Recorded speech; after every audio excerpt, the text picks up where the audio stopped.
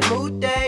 I ain't really worried about the new thing. Ooh, ay, gonna get it, it's a new day. I've been feeling blue, and I kinda want it to rain, ay, but not blue in the blues way. More like I've been feeling you and wanna move, ay. And you say I'm the waviest, so let's play on the days when it's rainy. It's a say, rain, rain, rain, rain. The rain keeps falling down, and I can't get enough of it.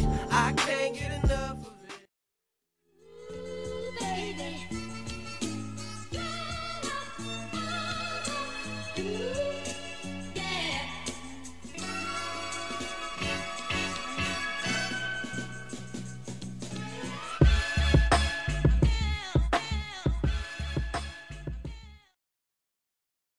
I hope this looks alright. I really do, because I do not want to re-record this. Let's see, today is January the 11th. I meant to do a second part of my winter break, and winter break has been over now for about 2 weeks. Winter break has been over now, but I wanted to update you guys with why I didn't really record during that time. I, if you didn't know, live in Seattle where it rains more than it doesn't. That's fine with me. I love the rain. The rain isn't so cool when it's leaking into your house and flooding your tiny little apartment. So you guys saw in my last video all of the rain. You guys saw part of it, I should say, because I didn't even show you how the water leaked from the front door all the way through my kitchen into my living room. I'm not even joking, you guys. There was water seeping in through our neighbor's apartment. The wall dividing our apartments, there was water coming in from their apartment. They were just as flooded as us. 3 different directions our apartment is getting flooded in. It was really crazy. I thank God that none of our furniture was damaged. The carpet guys came in, they cleaned our carpet, dried it, gave us fans. We thought that we got the issue fixed. We thought it was just the first day because it had rained so heavy. Right as I was starting to put my furniture back, I started noticing that what had been dried out before by the carpet people was re-dampened. Long story short, week 2 winter break video was never made because my apartment has been having water issues for the last 2 to 3 weeks. As you can see, I have this huge fan. My bed is pulled away from the wall. Mold starting to grow in the corner. It stinks too. And then these dark spots on my walls, these are not dirt. They set up these in both my room and my kids' bedroom. These fans have been blowing since yesterday at 11 a.m. The carpet guy came. He did some kind of mold treatment. I couldn't go in my own bedroom. The kids couldn't go in their bedroom, which is pretty inconvenient since we're trying to do school from home. My shit is so torn up right now, you guys. My bed is not against the wall. I can't even get into my closet. Anyways, let's check out my boys' bedroom. So this is their bedroom at the moment. Look at this. This is my house, dude. This is what I have to deal with. This room, he actually took out the foam padding and he's gonna replace it. But you know what? Their room feels completely dry now, so that makes me really happy. And this carpet seems to be drying up too. While the fans are set up in the boys' room because they can't sleep with the fans on, they are camping out in my living room. It is the new year. It's 2 weeks into the new year. Today, actually, I just put everything in my house back to where it belongs. Please keep your fingers crossed for me that this issue doesn't continue because I'm over it. What I wanted this video to be about was not the troubles of my past, but all of the opportunities of my future I am ready to embrace everything that comes my way. I'm ready to use every minute of every day, bettering myself, working towards my goals. I felt so exhausted and tired, and you can see it in my face and you can see it in my body. I can feel it. I don't feel good right now. Don't have energy. I'm actually getting dizzy right now. My back hurts. I feel sad. I've been getting headaches. I've been breathing heavy. Like, none of my clothes fit me. Yeah, my savings is non-existent. Long story short, in every way, I need to get my life together. 2020 was a hard time for a lot of people. I realize that. Hard time for the world. I truly believe that hard times are always just blessings in disguise. You can't label good and bad. 2020 taught us many lessons that we would not have recognized if there was not a 2020. I don't mean to sound insensitive because I know that a lot of people were lost.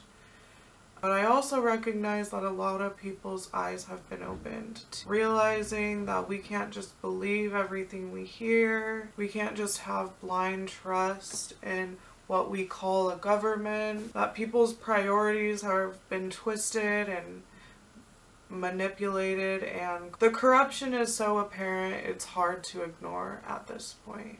To wrap it up, 2020 was a very long year. Spiritually, I feel stronger than ever. I feel like a new person on the inside. Like I'm ready to handle situations with peace, like an inside peace. Whereas I always felt like anxiety ruled me before I was able to take this year to really dig deep within myself. I did a lot of work. I read a lot of books. I did some time. This is the truth. I've made mistakes that I don't want to make anymore, and I've hurt people that I love who don't deserve to be hurt, and that's not the person that I want to be. Why would I be doing that to the people I love and myself? I feel like I was able to answer some of those questions this year. That is priceless. But I'm off balance, so I've been doing a lot of inside work, but I've let my outside body go, which affects my inside. It is 11 days into 2021 and I have already been to a better start and I want to keep it going. So I guess I'll just show you guys really quick some tools I'm going to use to help me achieve my goals. Number one in losing weight is apple cider vinegar, which I almost want to just swish it. Should I try to just swish it? I'm gonna try because it's gonna give me energy and I feel really tired.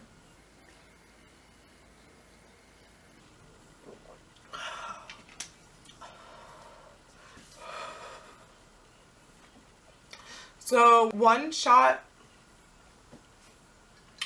of this when I wake up, minimum. Ideally, I would be taking 3 shots of this. 1 in the morning, 1 in the afternoon, and 1 at night. But on a good day, I'll take 1 in the morning and 1 at night, but I'm really gonna be trying to fucking drink this more than I eat food. Another thing that helps me curb my appetite is teas. Rain, rain, rain, rain. The rain keeps falling down. I like these yogi teas. My favorite one is this one. Green tea kombucha. I mix these two together and I actually make it an iced tea, which I might show you guys.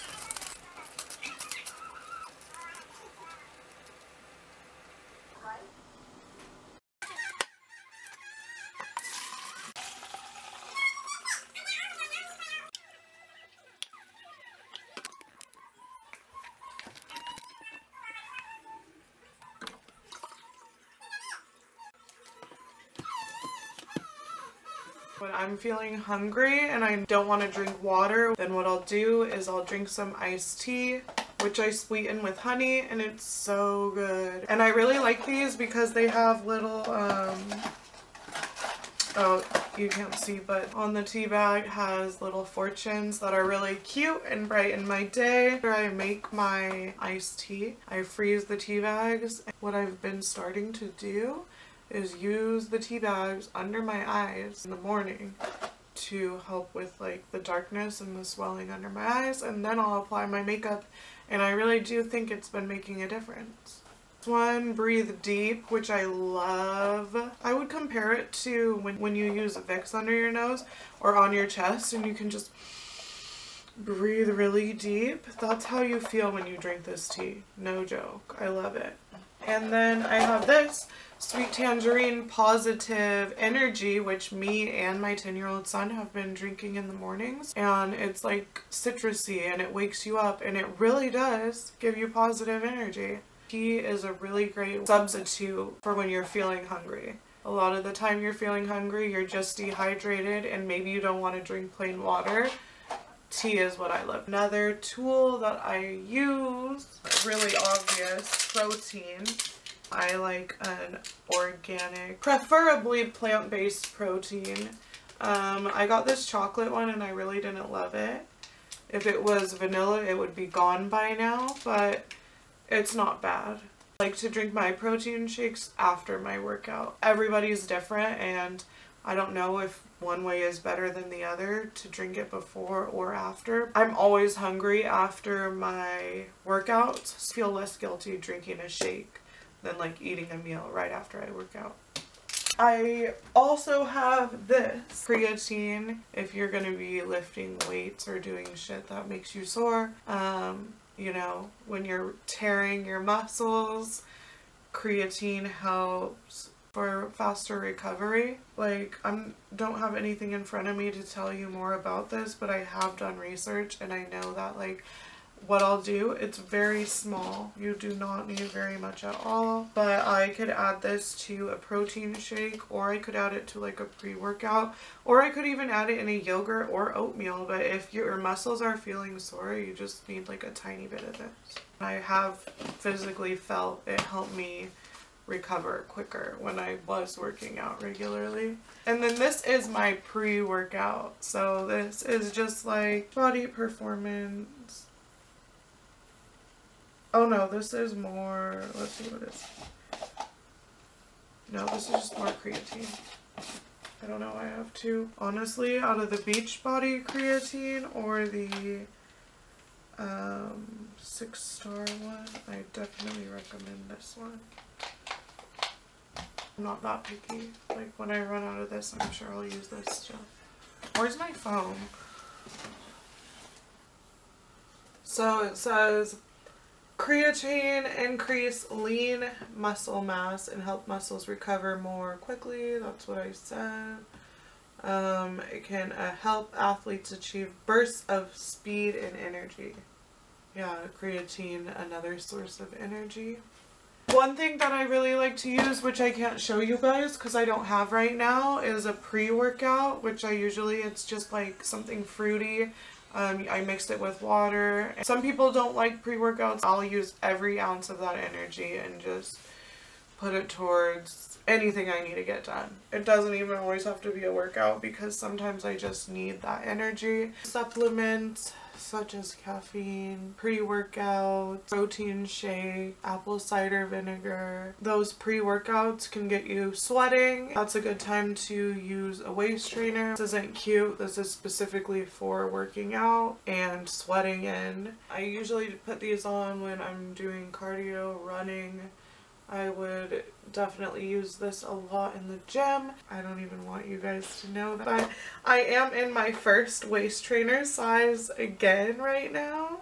Just because I've literally gone 12 months without working out. I went from working out pretty regularly for the last 2 years. The last year I was working out very often, I would say 2 to 4 times a week. I stopped working out when the gym closed 12 months ago because of COVID, and I let myself use that as an excuse not to work out for 12 months. I also just ate horribly these last 12 months. I didn't have any type of restriction or standard that I was holding myself to, and I'm definitely paying the consequences now. I'm gonna have to put in a lot of work just to get back to where I was 12 months ago, and even 12 months ago I had not reached my goals. It's now or never, and like in 6 months, I'm going to turn 30, and I will be dirty 30, you know, and I want to feel sexy and brand new, because I truly believe that 30s are a woman's best years, and I want to be ready to embrace those years. This is all in preparation, baby. I know I'm going to get there, and that's why I am also going to take you along with me through this journey to the best of my ability.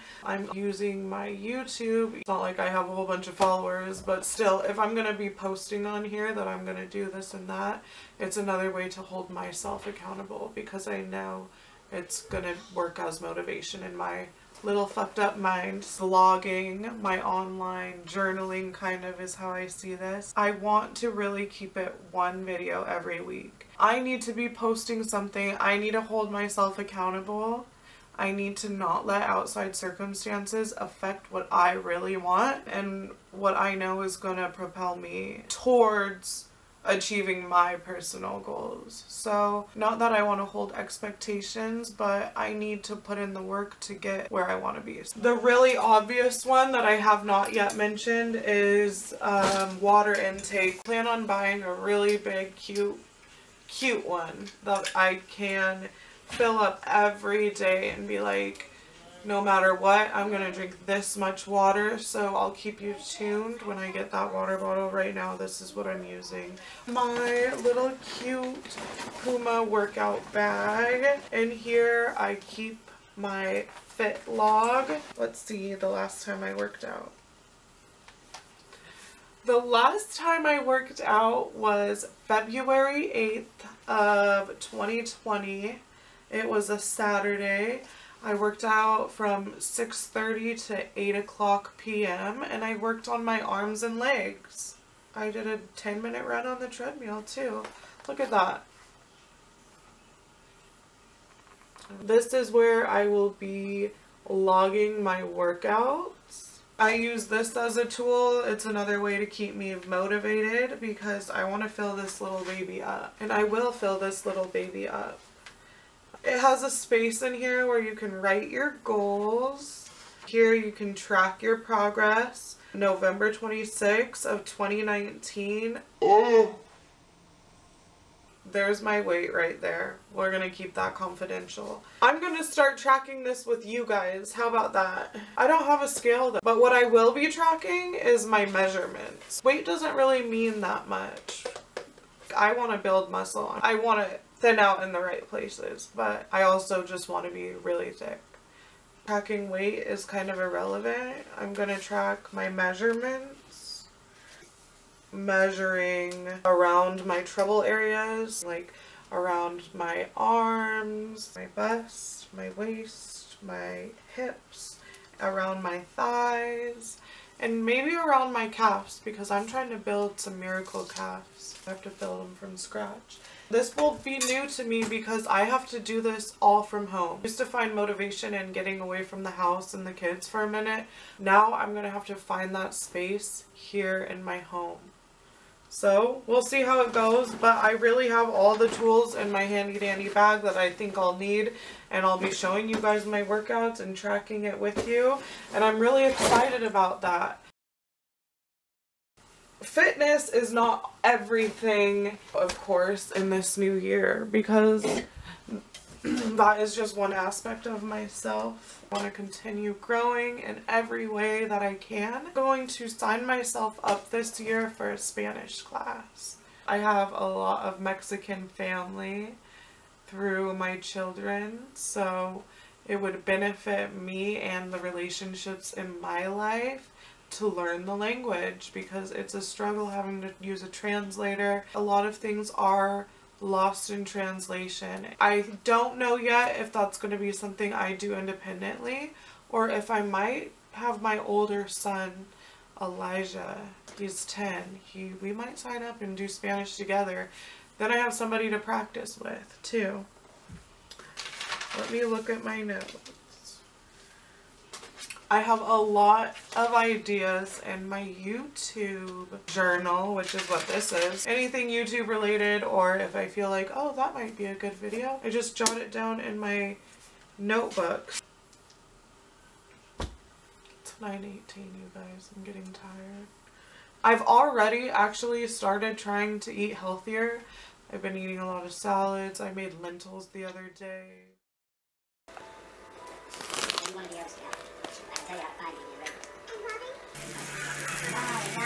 Grilled onions. I have my Morningstar vegan chorizo. I have some refried beans. And to top it all off, I got my avocado, some jalapeno, some tomato, and some queso fresco. I might use sour cream. I really don't need it though.